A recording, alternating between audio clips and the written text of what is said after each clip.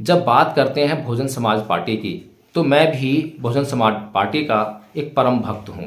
क्योंकि बहुजन समाज पार्टी जो है बहन जी नहीं है, बहुजन समाज पार्टी आकाश आनंद नहीं है। बहुजन समाज पार्टी एक विचारधारा है, वह विचारधारा जिसके भीतर समतामूलक समाज की स्थापना का सपना सजोया हुआ है। आपने उस आजाद समाज पार्टी का गठन किया है तो बहुजन समाज पार्टी के भीतर आपने कुछ बुराइयां देखी होंगी, कुछ कमियां देखी होंगी। तो वो कौन सी कमियां हैं, पहले तो आप इन बातों को, इन कमियों को गिनाइए। फिर दूसरी बात यह है कि उन कमियों को आप अपनी पार्टी में स्थान नहीं देते हैं, यानी कि वो कमियां आपकी पार्टी में नहीं होंगी। इसका आप जो है क्या प्रावधान करते हैं या इसकी क्या गारंटी देते हैं, यह भी बहुजन समाज के लोगों को आपको बताना चाहिए। केवल इतनी सी बात है, आप जिस दिन ये बात बता देंगे आप पाएंगे कि एडवोकेट जय भीम प्रकाश जो है आजाद समाज पार्टी का जो है परम भक्त है और उसके लिए लगातार उसी तरह से काम कर रहा है जिस तरह से बहुजन समाज पार्टी। नहीं लगता कि बहुजन समाज पार्टी के संविधान में कहीं पर भी यह लिखा होगा कि बसपा सुप्रीमो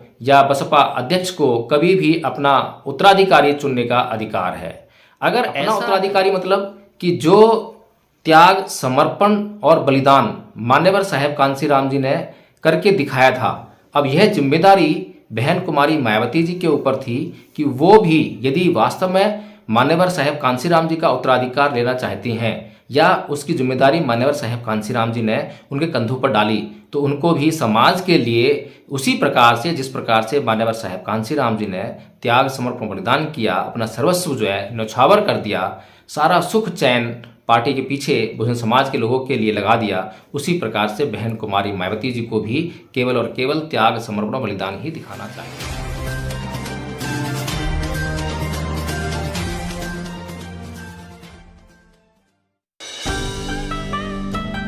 जय भीम,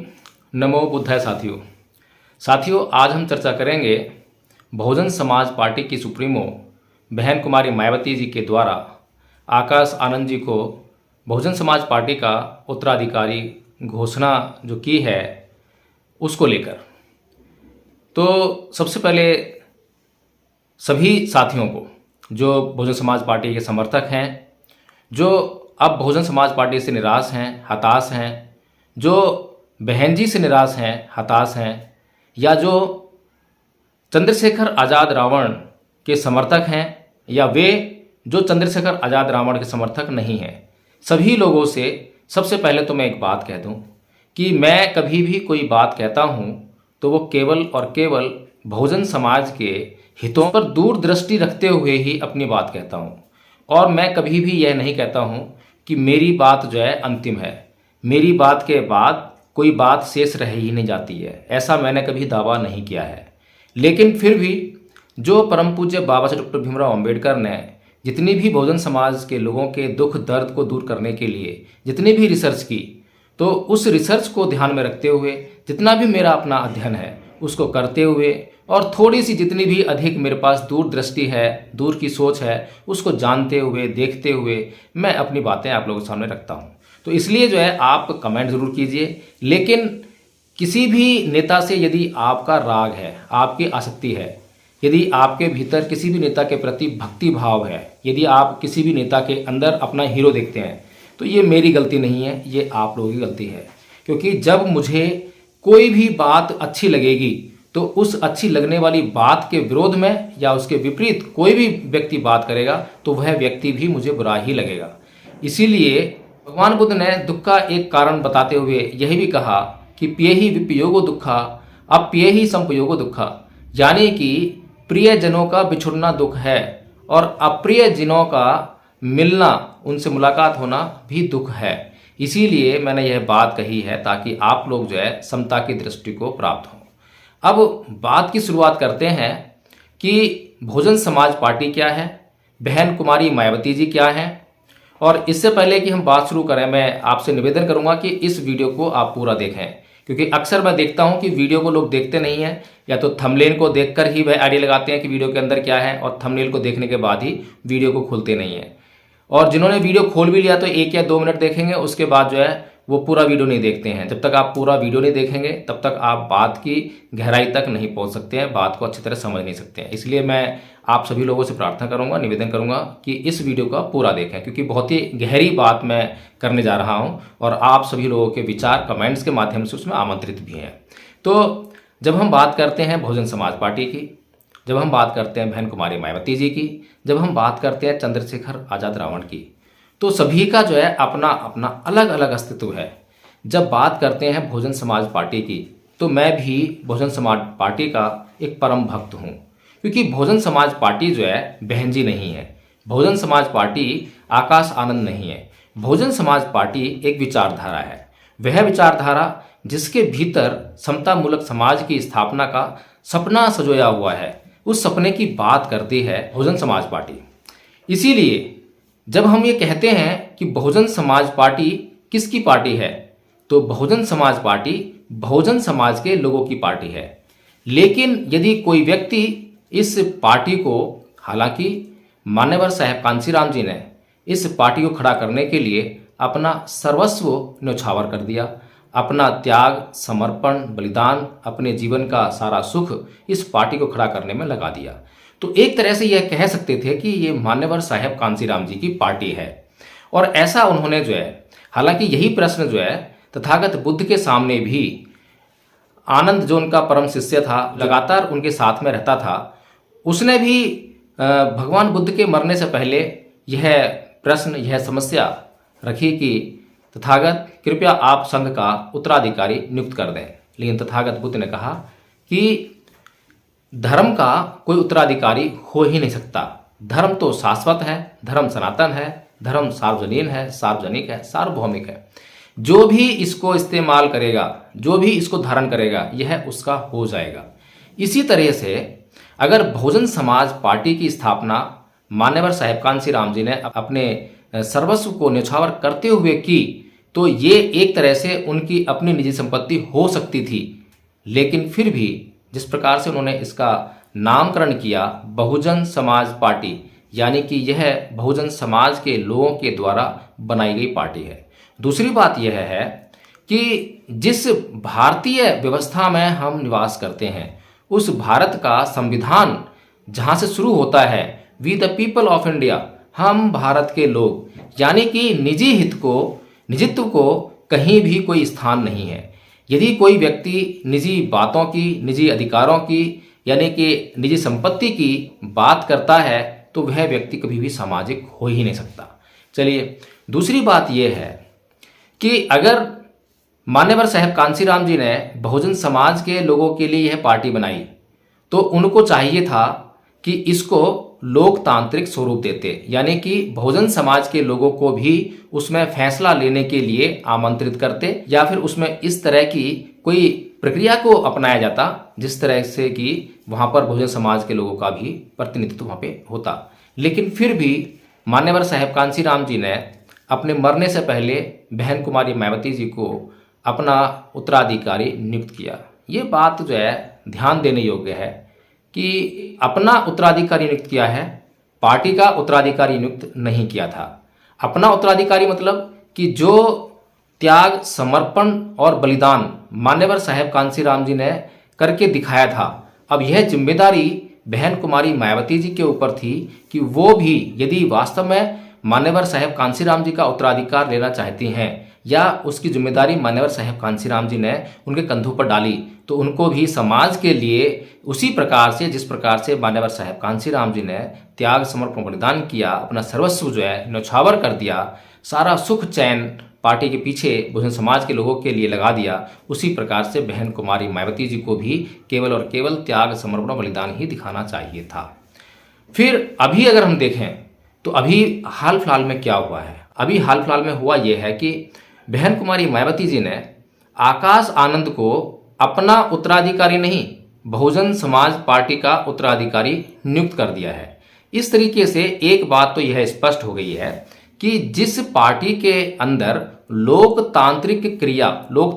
प्रक्रिया को अपनाया जाता है, वहां पर जो है सबसे निचले पायदान पर बैठा हुआ कार्यकर्ता, जिसको यह मालूम है कि वह भी किसी दिन अगर इस पार्टी के लिए पूरी तरह से समर्पित होकर काम करता है तो वह भी इस पार्टी का अध्यक्ष बन सकता है, इस पार्टी का सुप्रीम कमांडर बन सकता है, इस पार्टी के बड़े से बड़े पद पर पहुंच सकता है। अगर उसको यह बात मालूम होती है और ऐसी प्रक्रिया उस पार्टी के भीतर ऐसी व्यवस्था स्थापित की जाती है तो वह उस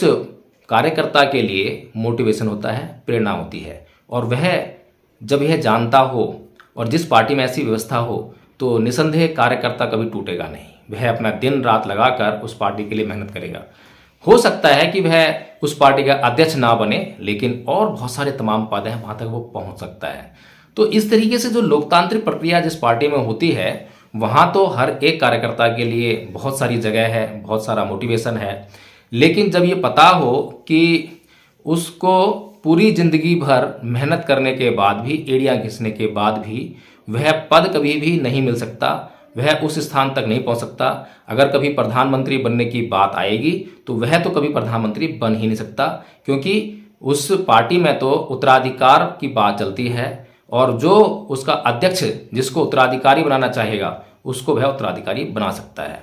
तो साथियों, ये बहुत महत्वपूर्ण बात है। बहुजन समाज पार्टी के लोग, बहुजन समाज पार्टी के कार्यकर्ता आज कार्य क्यों नहीं कर पा रहे हैं, बहुजन समाज पार्टी आज सफलता क्यों नहीं हासिल कर पा रही है, बहुजन समाज पार्टी का ग्राफ लगातार क्यों गिरता जा रहा है, इस पर चिंतन करने की बजाय, इस पर मनन करने की बजाय बहन कुमारी मायावती जी ने एक ऐसा डिसीजन लिया जो कि समाज के अधिकांश हिस्से को, समाज के अधिकांश लोगों को नागवार गुजरा।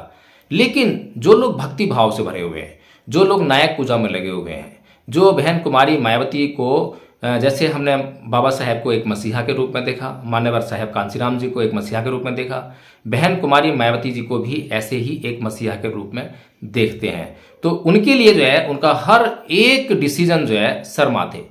मेरे भी शर्माते हैं, लेकिन उसकी जांच करने का, उसकी परख करने का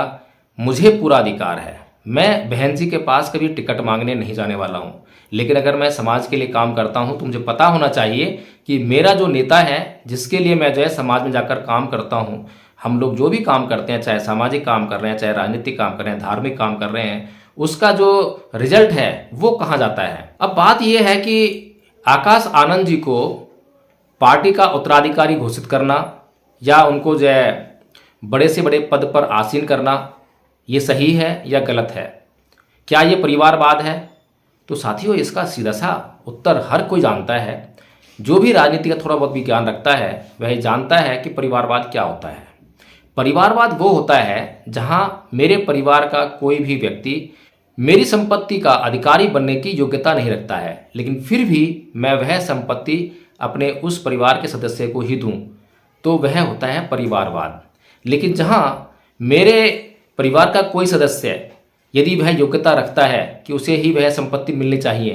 तो यदि उसको वह संपत्ति दी जाती है तो वह परिवारवाद की श्रेणी में नहीं आता है। इसी प्रकार से अगर हम योग्यता की बात करें तो तमाम समाज जो है खुले तौर पर उस प्रक्रिया में आना चाहिए, शामिल होना चाहिए। जब यह बात तय करनी हो कि बसपा का उत्तराधिकारी कौन बनेगा तो उस समय जो है पूरे समाज के लोगों को इकट्ठा करना चाहिए। चलिए, पूरे समाज को इकट्ठा नहीं कर सकते हैं, वोटर्स को इकट्ठा नहीं कर सकते हैं, लेकिन आपके पास एक संगठन है, संगठन का संविधान है, उसमें एक प्रक्रिया है कि किस प्रकार से आप जो है अध्यक्ष को चुनेंगे, किस प्रकार से आप जो है क्या करेंगे। तो मुझे नहीं लगता कि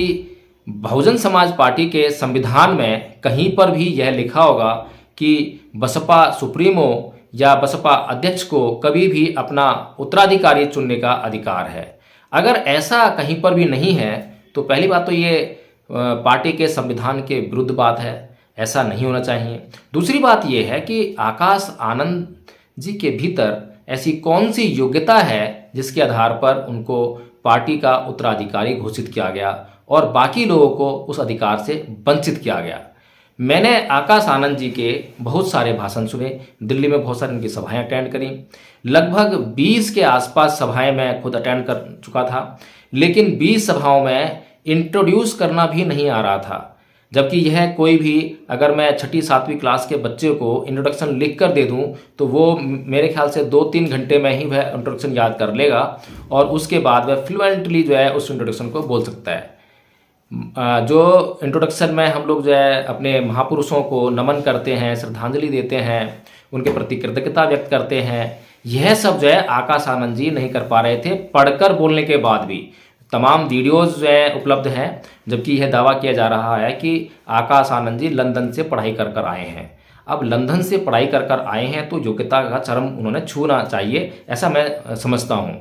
अगर उन्होंने योग्यता का चरम छुआ होता तो इंट्रोडक्शन को याद करने में ज़्यादा समय नहीं लगता। खैर, ये तो बात रही। दूसरी एक और हमने वीडियो देखा जहाँ पर कोई पत्रकार उनसे सवाल कर रहा है कि भीम आर्मी को आप कैसे देखते हैं।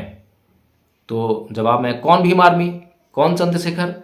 जो आपने वीडियो देखा होगा वहाँ से आपको पता लगा होगा कि आकाश आनंद जी के अंदर कोई ऐसी राजनीतिक परिपक्वता, कोई राजनीतिक योग्यता नहीं है, बल्कि एक घृणा, एक द्वेष, एक ईर्ष्या का भाव उनके भीतर जो है व्याप्त है। खैर, जब बहन कुमारी मायावती जी को यह बात सोचनी चाहिए, उन्हें अपने भीतर से त्याग समर्पण दान को लगाना चाहिए, निकालना चाहिए, लेकिन वो नहीं निकाल रही हैं, नहीं लगा रही हैं, तब बहुजन समाज क्या करे। बहुत भारी संकट में जो है आज बहुजन समाज फंस गया है। उसका अपना कोई ऐसा राजनीतिक दल नहीं है, अपना कोई ऐसा राजनीतिक नेता नहीं है जिसको आगे जिसको वह मान कर वोट कर सके, राजनीतिक सत्ता का ख्वाब दे सके। ऐसे में क्या चंद्रशेखर आज़ाद रावण को हमें वोट करना चाहिए या नहीं करना चाहिए। बहुत से लोग इल्ज़ाम लगाते हैं, चंद्रशेखर जी की पार्टी के लोग, उनके पदाधिकारी इल्ज़ाम लगाते हैं कि मैं चंद्रशेखर जी का नाम लेकर बार बार उनके खिलाफ बात करता हूं। देखिए, मुझे जो है किसी के खिलाफ कोई बात करने का कोई अधिकार नहीं है, ना मैं करना चाहता हूं, लेकिन जांच परख तो करनी ही चाहिए। अगर मैं चंद्रशेखर आज़ाद रावण जी की बात करूं, उन्होंने एक पार्टी का निर्माण किया, बहुत अच्छी बात है, उसका स्वागत करना चाहिए,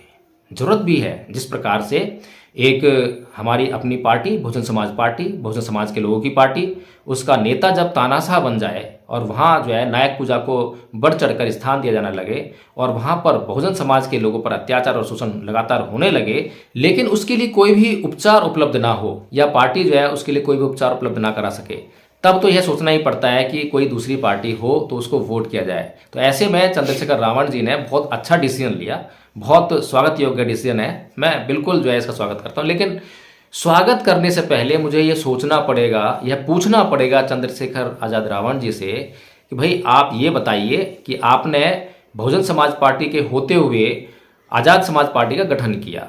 तो सबसे पहला प्रश्न तो ये है कि आपने अगर आज़ाद समाज पार्टी का गठन किया है तो बहुजन समाज पार्टी के भीतर आपने कुछ बुराइयां देखी होंगी, कुछ कमियां देखी होंगी, तो वो कौन सी कमियां हैं, पहले तो आप इन बातों को, इन कमियों को गिनाइए। फिर दूसरी बात यह है कि उन कमियों को आप अपनी पार्टी में स्थान नहीं देते हैं, यानी कि वो कमियां आपकी पार्टी में नहीं होंगी, इसका आप जो है क्या प्रावधान करते हैं या इसकी क्या गारंटी देते हैं, यह भी बहुजन समाज के लोगों को आपको बताना चाहिए। केवल इतनी सी बात है, आप जिस दिन ये बात बता देंगे आप पाएंगे कि एडवोकेट जय भीम प्रकाश जो है आज़ाद समाज पार्टी का जो है परम भक्त है और उसके लिए लगातार उसी तरह से काम कर रहा है जिस तरह से बहुजन समाज पार्टी के लिए काम कर रहा है। अभी हमारी एक मजबूरी है और ये मजबूरी तब तक है जब तक कि बहुजन समाज के लोग जो है बुद्धिजीवी नहीं होते हैं। एक उदाहरण देना चाहूँगा कि कार्ल मार्क्स ने जो है गरीबों को उनके शोषण से मुक्त कराने के लिए, अत्याचार से मुक्त कराने के लिए एक सिद्धांत दिया। उस सिद्धांत को गरीबों को अच्छी तरह से पढ़ना चाहिए था, अच्छी तरह समझना चाहिए था और उसको पढ़कर समझकर इकट्ठे हो जाना चाहिए था। लेकिन बड़ा दुर्भाग्य रहा कि उस सिद्धांत को उन गरीबों ने आज तक कभी पढ़ा ही नहीं, समझा ही नहीं, बल्कि उस सिद्धांत को उन लोगों ने पढ़ा जिनके खिलाफ वो सिद्धांत दिया गया था और उन्होंने अच्छी तरह से समझा और आज तक उन लोगों ने उस सिद्धांत को पढ़कर जिन लोगों के लिए वह सिद्धांत दिया गया था यानी गरीबों को राजनीतिक सत्ता से बहुत दूर रखा है। तो यह बात बहुजन समाज के लोगों पर भी लागू होती है।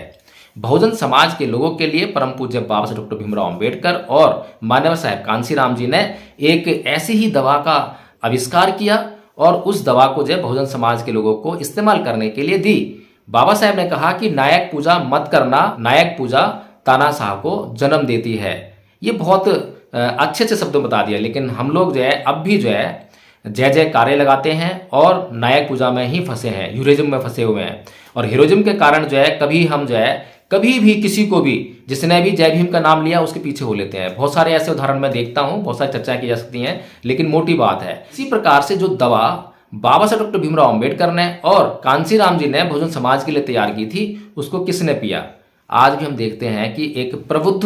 वर्ग जो है तैयार हो गया है और लगातार वही उस दवा का सेवन कर रहा है, और वह जो अन्य सामान्य बहुजन वर्ग है उसको तो पास भी नहीं पटकने देता है। अभी हमने देखा है कि ऐसे ही एक IAS IPS प्रोफेसर्स की लॉबी बन गई है, जो कि जब उनके ऊपर कभी अत्याचार होता है तो एक दूसरे की हेल्प के लिए वो कूद कर पड़ते हैं, लेकिन वहीं बहुजन समाज के कोई सामान्य व्यक्ति के ऊपर अत्याचार होता है, शोषण होता है, तो उसके लिए वो जानबूझकर नहीं बोलते हैं। पीछे आपने देखा होगा कि नीलम बौद्ध और रोजंटानी जी और रमेश जी और संतोष जी, ये जो बहुजन समाज के पत्रकार जो कि बहुजन समाज की रक्षा में दिन रात काम कर रहे थे, उनको गोरखपुर जेल में योगी जी के इशारे पर झूठा मुकदमा लगाकर लगातार 22 दिन तक कैद रखा गया और 22 दिन के बाद उनको जमानत मिली। लेकिन इस बात की रिपोर्टिंग